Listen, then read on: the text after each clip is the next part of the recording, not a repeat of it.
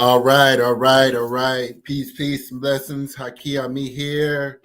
Good afternoon, Peace and blessings. Come on in. This is the Success Scholar, the Honorable One, Asafo here. Man, come on. I gotta go back in and reteach some old lessons. And I'm just shocked, but I just realized that I'm the only one of the only true conscious thinkers, experienced brothers out here with the key insights to dissect this potential dangerous calamity. And so what I'm gonna share, is some experiences, and I feel like I have to go in to authenticate my understandings of my wisdom, and I'm just simply saying that, I will say beware of the Moorish Science Temple, right? Particularly amongst young, impressionable sisters who are, trying to find consciousness, trying to find liberation, trying to find freedom, and striving to counter Western imperial influences. And trying to understand what's going on in the world. And let me just give, a background, for instance, and, just let folks know if I, through my experiences, can share a valuable, insightful message to give some more relevant, comprehensive wisdom to guide you all into a more wise direction where you're managing your time and you are avoiding things that don't produce tangible results. There's a lot of knowledge out here that simply is not going to benefit you. It's worthless knowledge, and if I can share some of the depth of my well-roundedness and well-traveled and my learned wisdom and experiences, I want that wisdom to project onto you where you don't have to repeat how much time I've wasted in my life, right? Now, when you don't have a direct teacher, for instance, an experienced, wise brother and or sister, I'm not, that has a direction of freedom and totally in search for freedom, it's easy to get distracted, right? And let me just say this, and I always, I gotta preface my knowledge. Damn, let me shit, come on. All right. So my phone is ringing. I ain't gonna get it. Hopefully they stop these fools. Let me preface this. I'm from Baltimore. I've been around a lot of different community groups, organizations, from my local group, to different religious groups.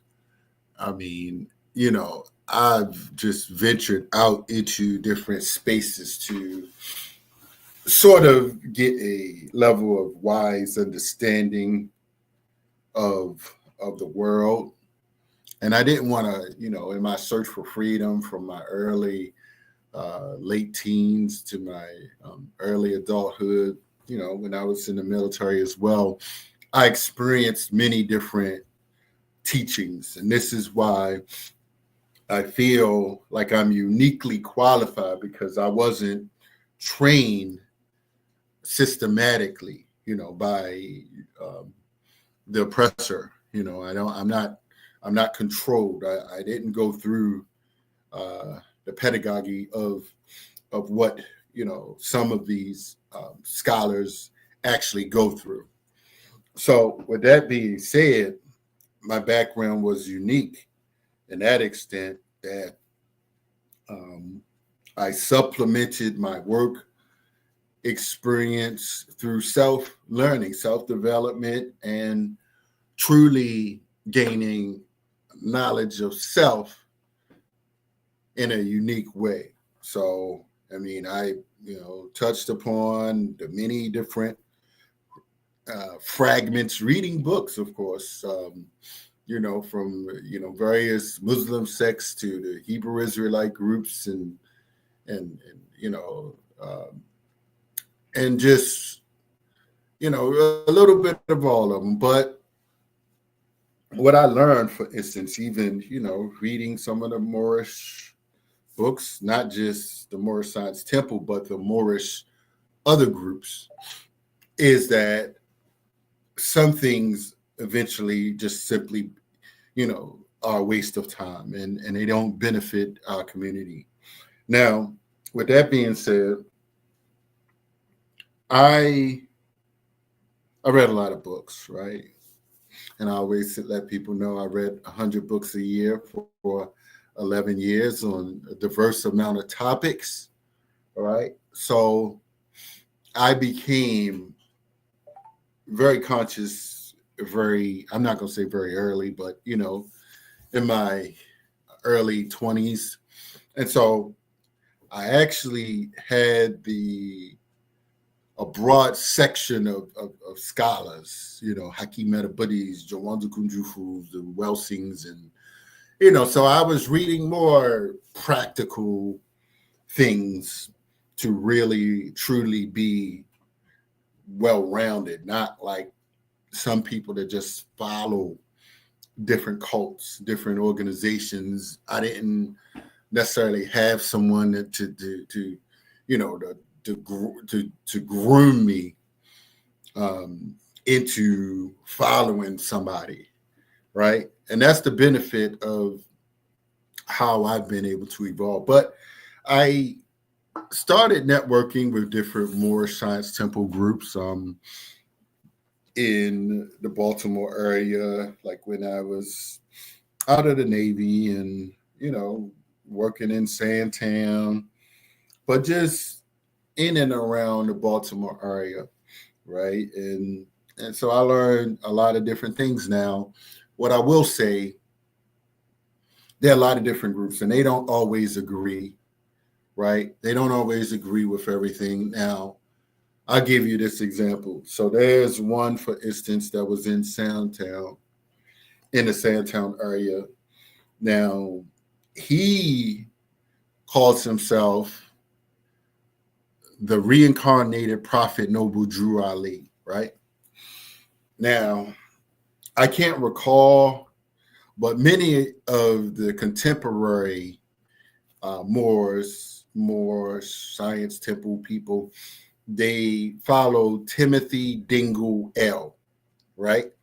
So, and he was, I guess, what some of them would consider the successor of sorts, or, I don't know if he was a reincarnated person as well, but there is somebody who in Baltimore calls himself, he is the prophet, like in Baltimore, in Sandtown. So you have a Moorish prophet that was in Sandtown. And I know, for instance, that he didn't agree with some of these other what they call grand sheik people, right? They have what you call grand sheiks. So I was able to, and then there was a elder, I don't know, where did I used to see him at? But I recall once upon a time, when I was first getting out of the military, there was a hack that was a grand sheik as well. And, we became cool, but I always wondered, but he went to prison, but he's a brilliant brother, good brother, and he was he just was hack or whatever. And I don't know. I mean, people struggle in life and they overcome, and I'm pleased if that's what you need to transform your life. I hope that the knowledge and principles will, inspire you to transform your life and, uplift fallen humanity, as you say, to bring truth, justice, and freedom. I know that, sometimes, people say these things. So I don't want to diminish all aspects of the teachings, of course, but let me just build into some of these things because I've seen a lot. So you got the prophet in Sandtown, the prophet. We have a prophet for the world in Sandtown. So I just want y'all to know, if you start, if you don't know something, why I do what I do, I'm just going to need you to trust my good, well-rounded background, my knowledge and my networks, and I look pretty healthy enough mentally to know what I'm saying, right? You can't come into a world and a space that you have a cursory understanding of when I have 25 to 30 years of reading books, observing and listening, right?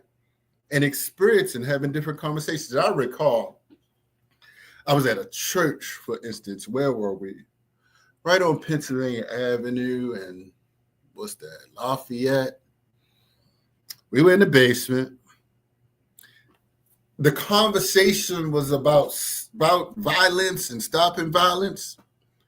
Why did the Moorish Science Temple guy, why did this debate turn into a Moorish Science Temple versus the Nation of Islam debate about the word black?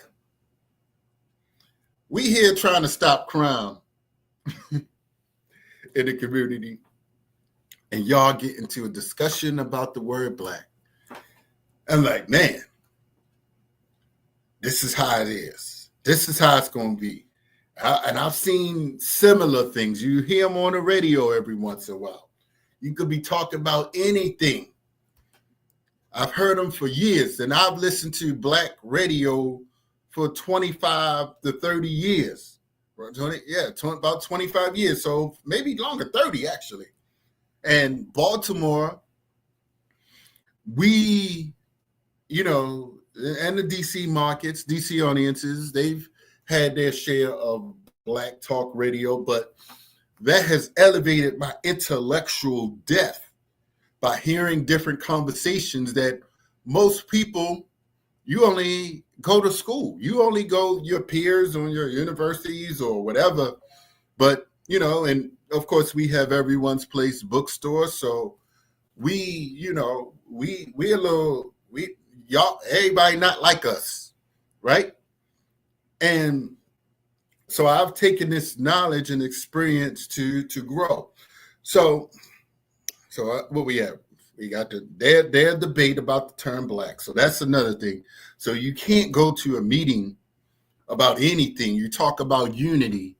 You can't go to a meeting with somebody that's going to say, oh man, you said black. It's over.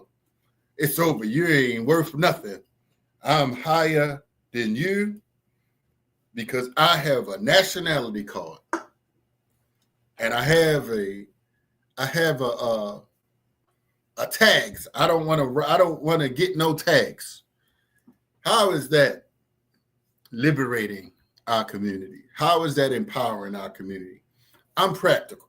We got it. We need to move to more practical analysis and solutions. And everything else needs to go. So we need a true purge.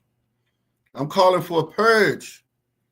Day before my birthday, I'm calling for a purge of these worthless movements, right? Subset movements of scammers, right? And let me move into that. one more particular point, and this is what I mean. And then there was, I recall, up in Park Heights, somebody else had a small little subset group inside of a basement, inside of a row house.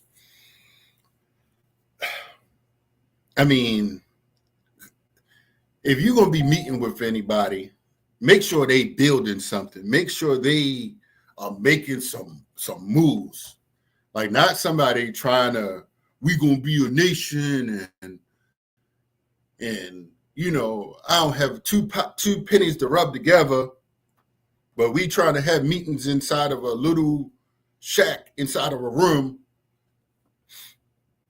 So sometimes people need to learn how to follow other people, right? You got to learn how to be a follower before you become a leader. But they, take this and they manipulate, former prisoners, and people want to belong. And it sounds wise. It sounds deep. It sounds revolutionary, right? It sounds like I ain't been taught this before, right? So one more particular point. I recall, that's Park Heights. And I ain't have time to really think about this, but I remember they had a real big thing. This was in Brooklyn. And this had to have been like at least 28, 29 years ago. Man, I'm getting old, man. Shoot. But they had a meeting of a lot of these different Moorish groups, several different grand sheiks, and several different of their little crews. There was in the projects in Brooklyn, and I don't want to sound like an uppity bourgeoisie like that. It was in the projects in Brooklyn, though. And every single grand sheik got up there when they spoke, and they dissed the other grand sheik that just spoke before them. So you had one that spoke, the next one got up and dissed the one that just spoke, and then a third one got up and dissed that one. I'm sitting there looking, I'm young and impressionable. I'm like, man, I don't have time to be figuring this bull out. They sitting there debating in front of everybody. So they don't get along. They don't get along with each other. They don't have a unified message. This was supposed to be like all of them coming together, and then they get to speak, and everybody says something to contradict the other. So they clout chasing amongst themselves, right? But let me get to some of the key points, because I don't want to. I'm gonna get to why this is serious, y'all. And why, people need to be aware. Like, seriously, like, this ain't no damn game, and I ain't gonna let people that don't know. If you don't know, you just gotta ask somebody. You don't know everything, and it's okay. Listen, and I really don't like to even go into these things. I mean, because it really, I need to expand my mind. I really need to expand my mind, but I'm the only one that have these unique experiences that can really teach, and I'll show you why. And matter of fact, let me go to it. And I don't think that a lot of these people that are here, no disrespect. I mean, no disrespect to Al Sharpton and to the other folks that are there, but they don't have that street cred, that depth of knowledge about the different cultural conscious communities like that, right?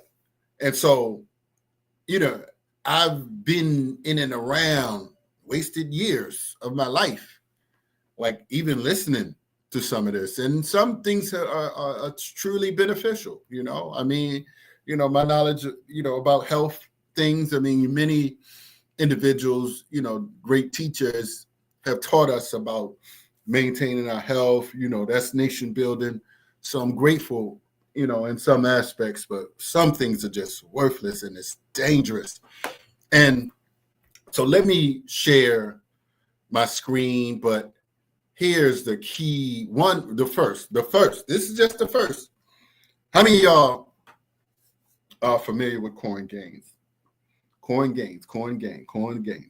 She was a young lady killed by the police several years ago. It was a big story. Reverend Al Sharpton and many others in Baltimore, they all got behind this lawsuit, right? I mean, and I empathize. I do empathize and sympathize with her family. Things should have, and could have been done differently. I hope and I pray that, someone can gain some wisdom, because it can keep someone alive. This young, impressionable sister was killed following, and listen, you can't say all of them. Listen, I don't have time, man.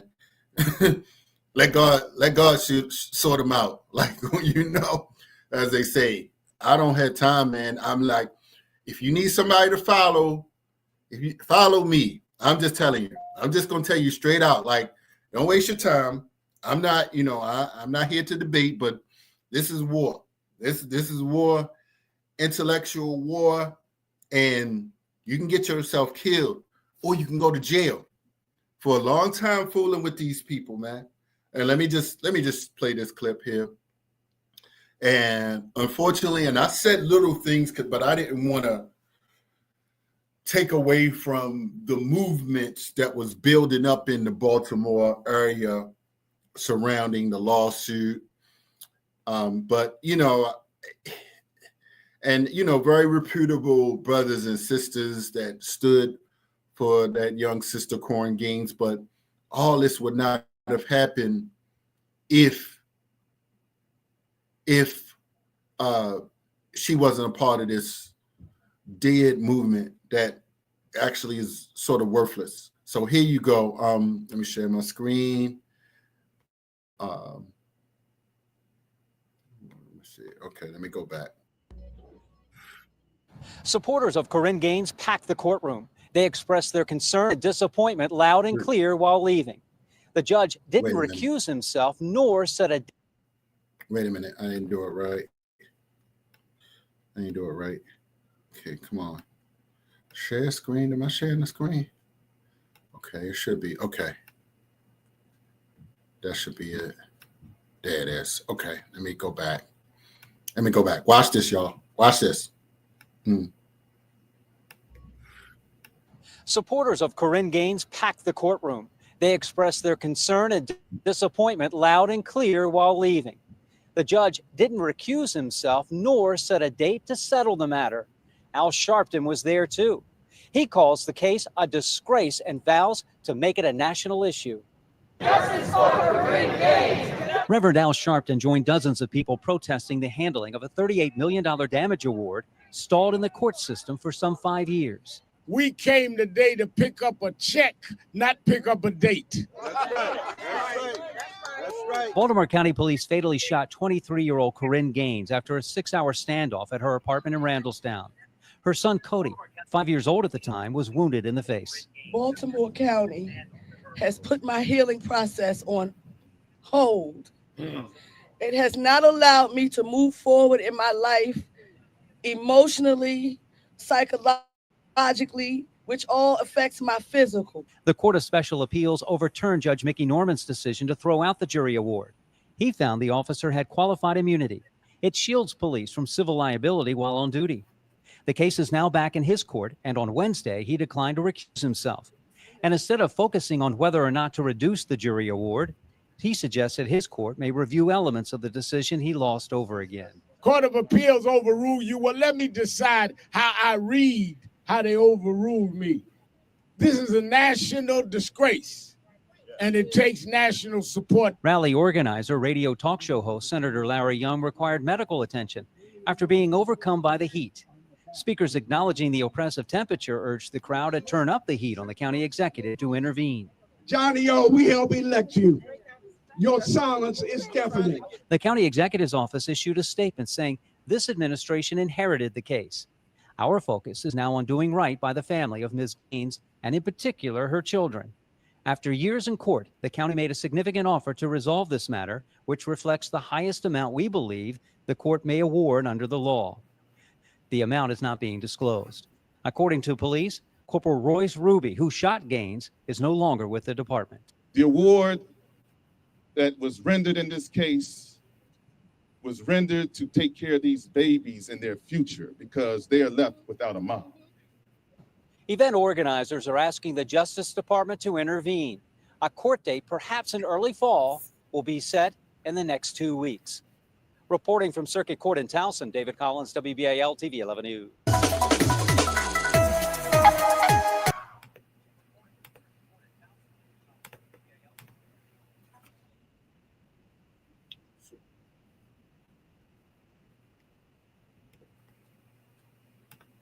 All right.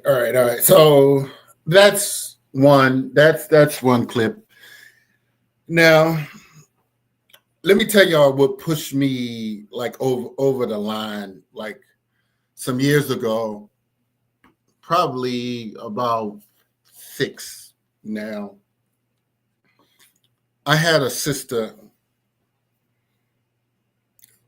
Mecca Smith L. Bay.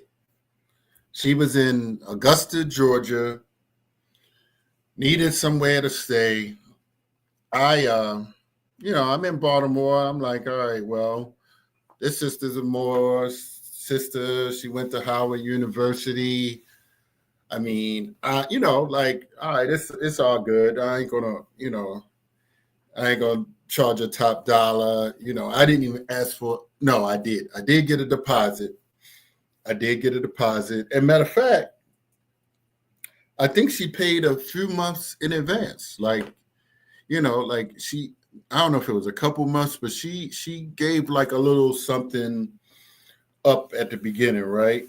So I didn't have no reason to have any beef or whatever.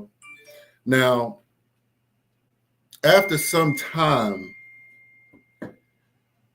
you can go on my Facebook page. She started talking about this, paying promissory note, and I was like, okay, all right. And I didn't really try to jump, at it and, question her and beef with her or anything.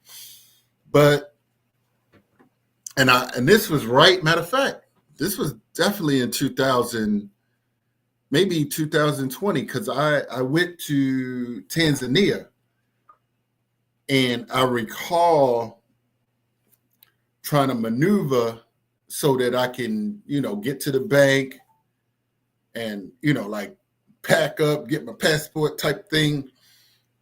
So I remember all of that was happening within that time. But so this sister somehow gave me, and I don't know what I did with this little thing, but I took a picture of it. But she had a $1 money order, and she wrote some numbers. This is a U.S. note, and to discharge the debt, and by the state of Morocco, something, all this other stuff, a $1 money order, and something about pay $600, wrote my bank address on there, paid to Hakiyami, a $1 money order. Why did I even think that this might have some authenticity? I mean, like, can you imagine going to a bank with a $1 money order, talking about you want to pay $600 or you want $600 back? That's how stupid I was, like, to even take my damn oh shoot, I'm still alive? Am I still alive? Wait a minute. Oh shoot.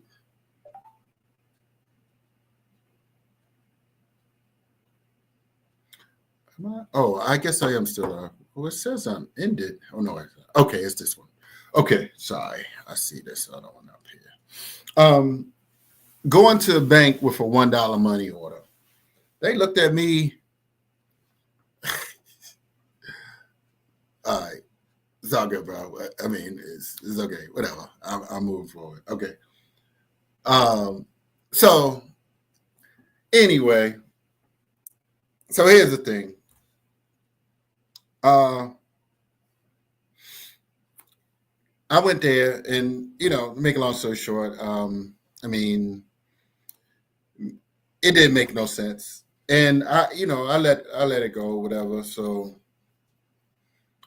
yeah, so I know people are addicted to this movement. Like, I know people are mentally slaves, and they're never going to elevate. So if you're in that category, it's whatever. I don't really have that much time. But I'm just saying, for those that I can transform, and we can move forward, and we can purge the go nowhere movements out here. I'm calling for a purge, and my clout and intellectual abilities is bigger than most of yours. So I'm confident of that, and my successes will be bigger than most of yours. So anyway, commercial codes. I don't know. Yeah, I don't have time for that bull. But anyway, so all right, I wanted to, so the corn gains thing. Many people didn't dig into that. No real community groups, no so-called nationalists didn't come out, and articulate that, and even intellectually give depth to the conversation of why do we think that standing up to the police in an unnecessary, unprovoked way is somehow revolutionary. Like, I don't see none of y'all. I don't see not a single so-called revolutionary bucking police like every day, all day. Like, it's not happening. So don't think somehow that y'all want y'all little daughters or this little young sister to be out here, bucking police like that. So anyway, let me get to this other thing. And this so that wasn't the final, my personal issue, and with a property, that wasn't the thing. That wasn't it. But this, when I saw this, I was like, all right, let me just play this clip. Y'all may not know, but you all can Google the rise of the Moors. This is a group that they were going from Jersey up to Maine or something, and they dressed in military fatigues and, had ARs, 15s, and, whatever. And they tried to travel with, their rifles and guns in their cars, carrying guns from Jersey. Now, gun owners understand, like, I believe that the New York laws and other laws are very, very, strict. When, I know some folk that went from Pennsylvania to Jersey to New York. Like, you got to be, like, for real. You got to know what the hell you're doing as a gun owner. But these fools, they thought that they could just go and let me tell you, they thought that they could go up north to Maine to go in some damn wilderness and train with guns. And I don't even know if the guns were secured, I'm sorry. Or did they just think that they were gonna just go and travel? But let me tell y'all how silly these fools are. They ran out of gas on the side of the road and got pulled over, and the police officer came and probably was like, what in the hell do we have here? People dressed in fatigues and got guns in their car. So they had a standoff, and these people were waving their Moorish flags talking about, and so I don't even know if they had their driver's license or their, whatever kind of car, probably didn't have no tags. So you waving a different flag in the United States, they don't know who the hell you are. They just know you got a Moroccan flag, you dressed in fatigues and have guns. You putting fear and threat to these officers' lives. And you think that you're just going to walk away or you're going to show them some kind of ID and not have a license? I don't know if they had license to carry or whatever, but it was just crazy.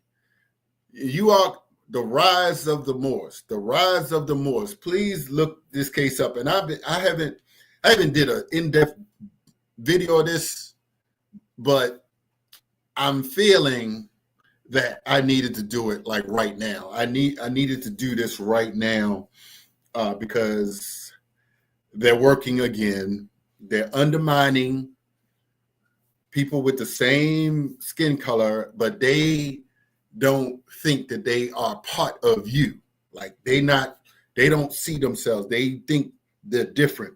So they may look like you with the same skin, but they segregate themselves and say, we're not like you. We're not like you black people in America. We are separate. We are special.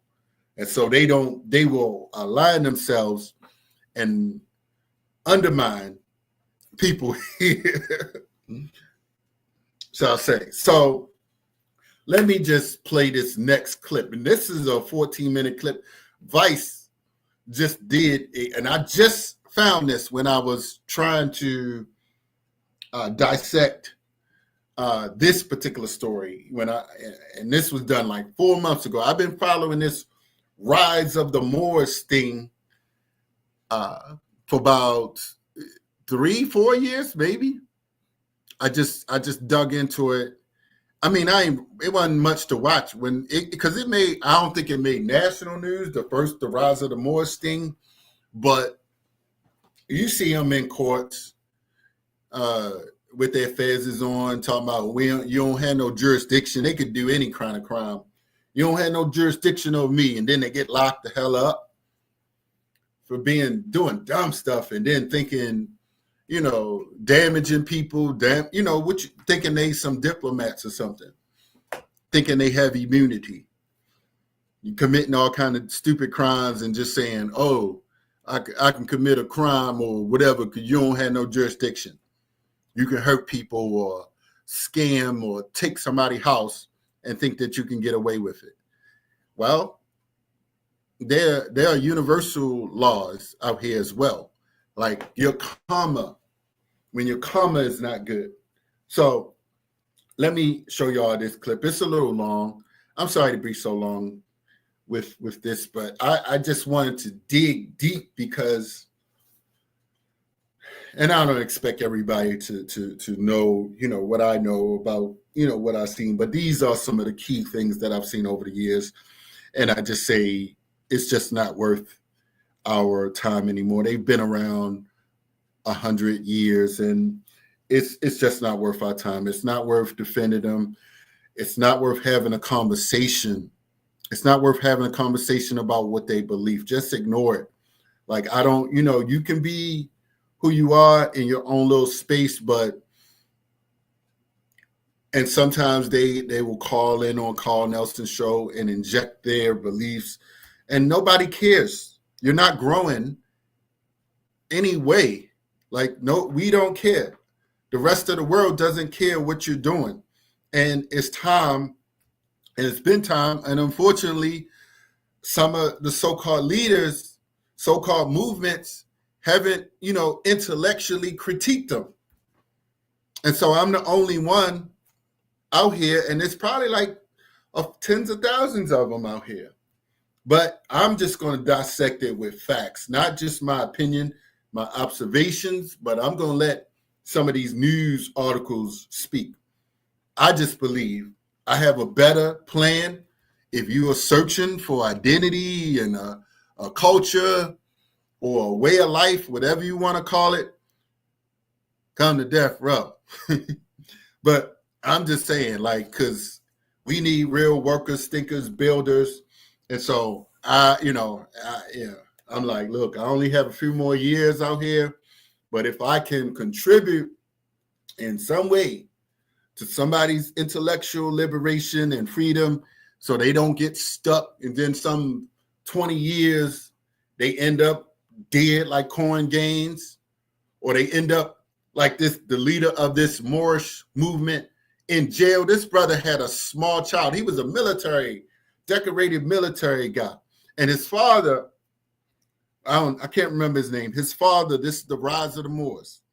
His father said, I don't know what happened to him. He was in the military, and I'm not trying to compare and say somebody should be in the military. What I'm saying is that when you have a small child, right? Like this brother, he had a 3-year-old. Why are you going to jail for some dumb, because you want to go out and play Rambo? You want to go out in the woods and pretend like you're going to fight something. Like, really? You're going to drive your ass all the way up to Maine to play woods war games or something? Like you're going to train for some urban combat or something? Listen, if somebody want to be that, pick up guns and practice self-defense, do not dress up and and go with a bunch of dumbasses, and somebody don't put gas in the car, so you stopping on the side of the road running out of gas, and traveling at night, so you scaring the hell out of people. These fools went at night, dark, and they on the side of the road waving the Moorish flag with guns. Like, you want the damn National Guard to come there for your ass. Like that, they thinking you got bombs. They don't know what the hell. All they see is some dark ass skin. You waving a Islamic type of flag, and you scaring the hell out of these hillbilly state troopers that don't know. Like, we don't know who the hell you are. They terrified. So let me just share this other clip, because this is the one, and I didn't watch all of this, but this is how they try. I mean, there's a few clips out there about them squatting in houses, taking people's houses, but this is a sister here that they tried to steal her house. And I want y'all to know, man, because no, not every L or Bay is going to try to steal your house or whatever, but just tell them, leave that shit at home. Leave that talk. I don't want to hear it, and you shouldn't want to hear it, and we don't have time for that. I definitely don't have time for that. So you got to be intellectually articulate to be able to critique this group. All right. Let me share this screen. Here it is. Yeah.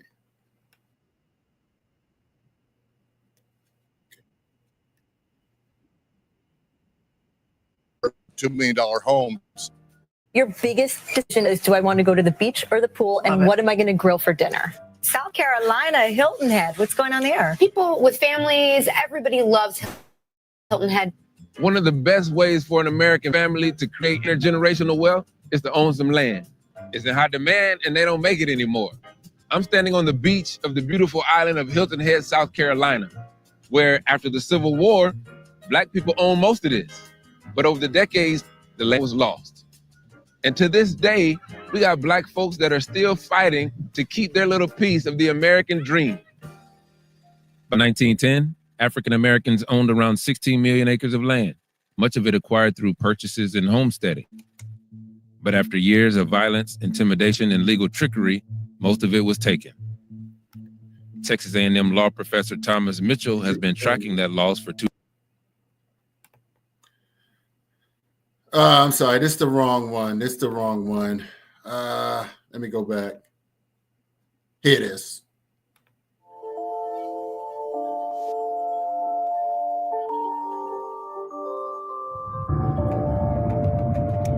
The thing I like about this neighborhood is every single house seems to have its own little bit of charm. Just being a single woman trying to compete with a lot of these couples, I lost out on about 13 houses before I came across this one. When I walked in the door, I was like, this is my house. So whatever I can do to get it, I'm gonna get it. You guys, I'm not even kidding. This is the literal SWAT team that was called.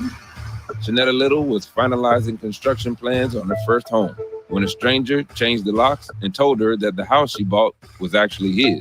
They call themselves Moors. They basically say that they have ancestral rights due to a lot of treaties and tribunal law, that they have rights to the land here. So you buy this place, you have this amazing vision for it, and all of a sudden you get a letter? Yes. I got 2 letters, actually. The first one I got from Jaleel Hugh L. There were like seals and fingerprints and signatures basically saying that my home was on someone else's ancestral lands. I ignored it the first time and they sent me another letter saying because I didn't respond, now we own this house.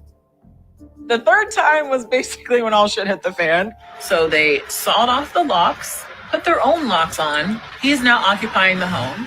How do they get him out of the house? Oh, they busted the door down and they basically dragged him out. And it was really scary. Like, you know, I applied for a gun license. I got pepper spray, you know, knives. Wow. It was really traumatizing. Police officers still reeling from a deadly attack. 3 officers were shot and killed. The manhunt is on for this man, a career criminal considered very armed and very dangerous. In recent years, isolated and random incidents of violence, fraud, burglary, and squatting committed by Moorish extremists have put Moors on the radar of law enforcement nationwide. A Newark home taken over by an alleged extremist group that not only changed the locks, but actually claimed ownership over the property. The man who occupied Shanetta's home was never charged and still maintains the land belongs to him. We did our best to speak with him, but he demanded to be paid. So that interview didn't happen. But we did find a video he posted about the incident online. This is actually a claim on not the house itself, it's actually the land. It just so happened that the house is on top of it. If she did not come up so belligerent and so angry and so aggressive, we would have sat her down, explained to her what's going on. So what is going on? Historically, Moors are renowned as an incredibly powerful and influential group of North Africans. They once controlled an empire that included modern-day West Sahara, Algeria, Tunisia, and Spain. But many Moors believe that the Moroccan Empire expanded all the way to the Americas, making all Black people ultimately indigenous to an America that predates the United States altogether. For most of the 1 million Moors across America today, that's just their origin story. Many attend one of the official Moorish Science Temples and peacefully study their own Quran. But for others, it's more than just a religion. Their indigenous identity means land rights, citizenship, and living under U.S. laws are all called into question. Why is that not the first thing you want to do? Realign yourself with your ancestry. Realign yourself with the great God Allah. Realign yourself with your birthright and your culture. So I want you to write this down so that for anyone who thinks they can challenge this information, it's available. And all scholars know this stuff. Look up and be more enlightened to what's out there. There are many independent, nonviolent Moorish organizations across the U.S. who believe they were colonized and that state laws shouldn't apply to them. One of them is the Rise of the Moors. Disruptive and combative. They're all members of the Rise of the Moors, an anti-government sovereign citizen movement. This is a group that does not believe it needs to follow the law. Jaleesa and her husband are founding members of this Rhode Island-based group who believe that the state doesn't have jurisdiction over them. You all have been called sovereign. You all have been called anti-government. Do any of those terms ring true? No, I think people like a good villain. And I think that it's really a lack of understanding of what we're doing. What are the charges? What am I being arrested for? Last summer, 11 members, including Jaleesa's husband, Jamal, were arrested while en route to a militia training and camping trip. None of them could produce government driver's licenses or gun permits for their weapons. Help me understand you all's relationship with the United States of America. We, Moors, don't have anything to do with United States government because we don't belong. We belong to the Moroccan Empire. We want to have our own separate nation, our own separate government, hospitals, towns, schools, daycares, our own police. We're getting our rights violated left and right on the streets constantly. Black History Month, what do they show on TV or in school? It's always so-called people getting the hose, getting mauled by dogs. It's nothing uplifting at all. It's never look at what you were, look at what you can be. It's always like, this is what you are and this is what you're always going to continue to be. It's a form of propaganda and brainwashing. According to Jaleesa, the perfect storm of civil unrest, police violence, and systemic racism are attracting new members. People who are sick and tired of the status quo and frustrated at the treatment of people who look like them. What is it exactly that you all want? Freedom, to not be oppressed, to not have life so hard to live, to just come together and establish our actual own government and our own everything. Until then, Moors and non-Moors live side by side, sharing taxpayer-funded public resources. But in an effort to increase economic mobility and establish precedent for autonomy, Moorish nationals are leveraging lawsuits to further their agenda. These goals are enough to classify them as anti-government by the likes of the Anti-Defamation League and law enforcement. This stuff represents a couple of years of just collecting and gathering, and you can be knee-deep in paperwork quickly. Called paper terrorism by those on the receiving end, Moorish nationals overwhelm court systems with retaliatory lawsuits, liens, and filings, all creating a paperwork hellscape for government officials, most of whom have no idea what they're reading. Lieutenant Flowers, yeah? Alzo. Good to see you. Nice to meet you. Thanks for having me. Corey Flowers has been a cop for more than 22 years and spent time infiltrating extremist groups and training government employees on how to handle them. All right, good morning, ladies and gents. Good morning. Moorish sovereigns are very heavy into all manner of fraud.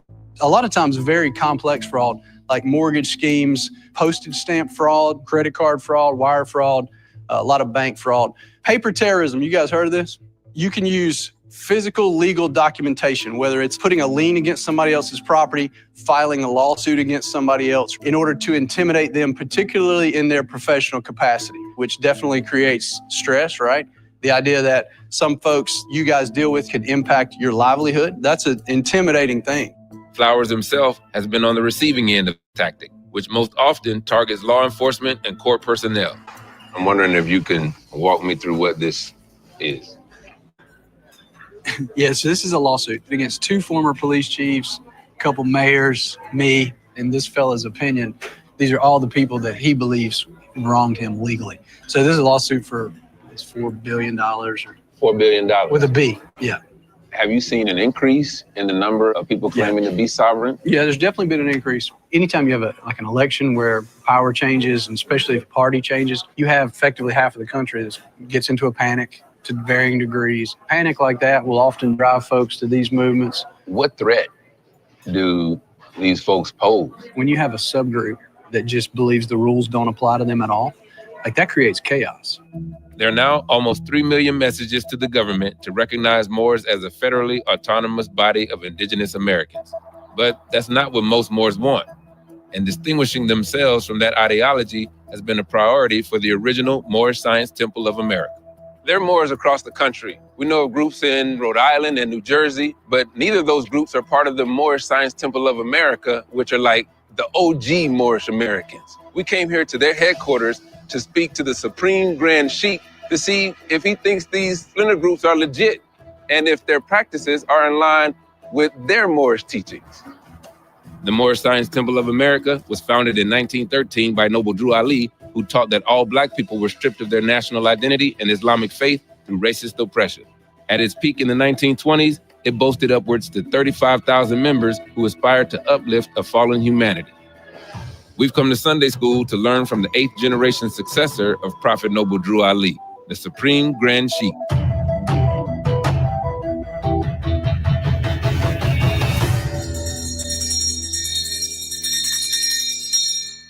Welcome to today's Sunday school. I'm going to ask some questions first. Is a man white? Is a man black? Man is not a color, period. Nationality was, is, and will always be what? The order of the day. What are the principles that the Moorish Science Temple of America stand for? So there's love, truth, peace, freedom, and justice. However, we do have fundamental principles, and one of them is obedience to law. We're not encouraging members or anyone else to be involved in anything unlawful and disgraceful.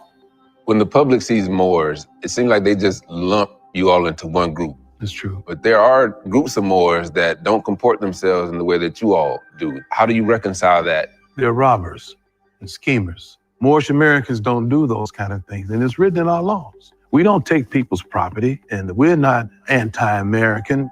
This is not an Afrocentric organization. And for those who try to make it that way, they will pay the price. As the Moorish Science Temple of America, do you feel any sense of obligation to check those fringe groups? Oh yeah, we check them all the time. All the time. What does that look like? It looks like you being caught with your hand in the cookie jar. And we see you with your hand in the cookie jar.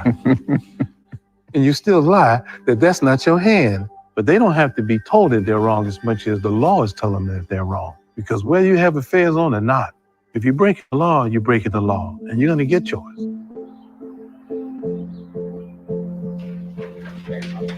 All rise, please. Your Honor, the next matter before the court is Conroe versus Jamal Latimer, docket 21361. Remain. Jamal has been incarcerated since last summer's roadside incident. If convicted on all 11 indictments, mostly weapons charges, he could be locked up for decades. Jaleesa continues to attend each of Jamal's hearings. We were able to speak to him through a recorded line after his most recent pretrial hearing, where he remained steadfast in his mission. This is a collect call from an incarcerated individual at the Middlesex County Bill Ricker House of Corrections. Hello? Hey, Jamal, how you doing? I'm all right, how are you? I'm good. What is the ultimate goal of the rise of the Moors? What's next is to continue to try to do my best to educate my people as to what's going on and possible remedies for a lot of these problems. We're essentially victims of genocide. And it's throughout the legal system of the United States, which makes it a crime against humanity. It affects every aspect of our lives. It affects our education. It affects our ability to do business. It affects our quality of life. I can't think of anything more important than trying to change that.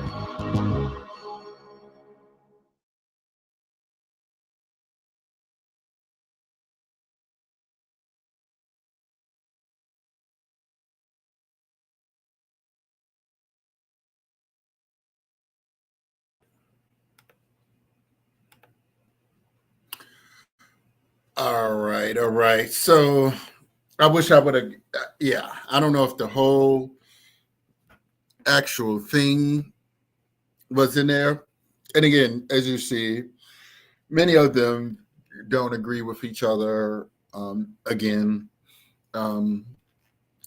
you know, there will always be different splinter groups. And certainly I'm not going to lump anything together like that, but ultimately, and I feel like I didn't do that. I didn't lump anyone together, but I just want people to use discernment.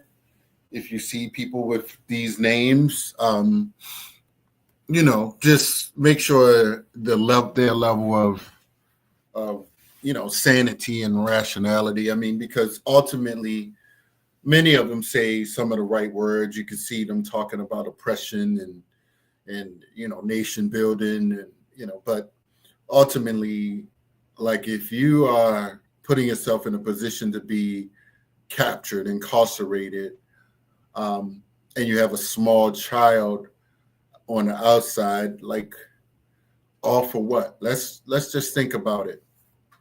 So you wanted to go and train, like shoot your gun up in the woods as though somehow that's gonna like lead their liberation. Now, the question is, where are you gonna like start this? I mean, I don't know, like self-defense, or you know, who are you gonna shoot at? Like who? I mean, that's a question for mature individuals. Because ultimately, in today's society, wars of, disagreements aren't just about a little pop gun or a machine gun. There are levels to these types of interactions, and diplomacy may need to happen. But when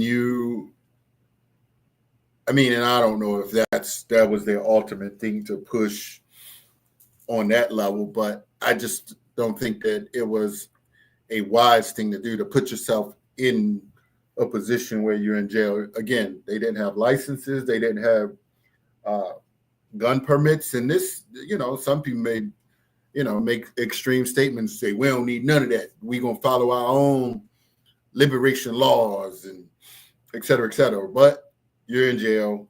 Your child has to depend on just the mama. And when you could have been sort of working behind the scenes, if you will, or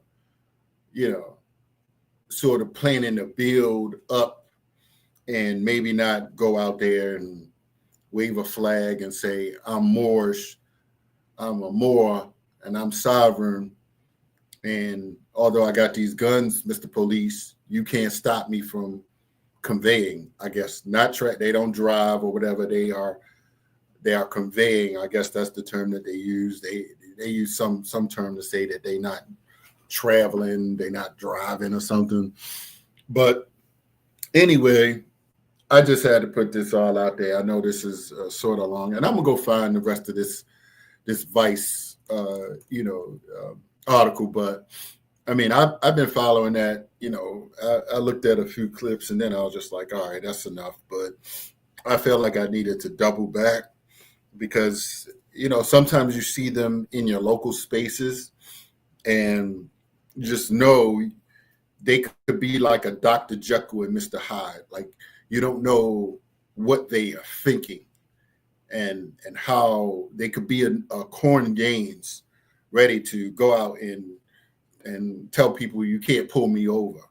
So you just have to be aware of of the levels of insanity. And I just simply prefer that they just go away. Like, I've calculated, and I'm smart enough to know, after studying for years and years, that it's just not worth. It's not worth the time to even join that movement. There are other organizations out here that aren't as confusing, and it's a very confusing doctrine, if you will. And I would play y'all some Sarah Seti, but he curses too much. But he sort of had some analysis, a more historic analysis, and some people criticize his analysis, but he dropped some bombs before. So I'm just giving it more practical, legal, political analysis, as well as an economic analysis. And I feel that you would do better in life for your people, for the community, if you just stayed away, not defend them, not try to protect them, and just let them wither away. And I know that some of us, your grandfather, your uncle, somebody, and a few of them, and they popping up in many different places. Some of them running as Republicans, and some of them in different spaces, confusing everybody, being treasonous. So anyway, that's all I gotta say, y'all. I'm out. Let me go and do some more building. I gotta work on my presentation for tomorrow. Lots of progress being made. I'm feeling confident in every aspect, and building allies in the right places. And so, and not everybody I need to be an ally anymore. So, getting older and wiser, and I'm positioned in many real, tangible, substantive places. So only those with bad credit need cosigners, and I don't need no cosigners. So we're building more relevant, practical movements today. So I'm going to leave a lot of folks behind. So thank y'all. Peace. We out. Haki Ami, the Success Scholar. Follow me on Haki Ami and on Facebook, and Raising Consciousness and Capital on Instagram, Raising Consciousness and Capital on Facebook. I am on IG, Success Scholar. You can just Google Success Scholar Haki. But, you know, I just wanted to plant some seeds out there, and I'll share this a few times and hopefully create some controversy and, you know, just keep making moves. All right, y'all, I'm out. Peace and blessings.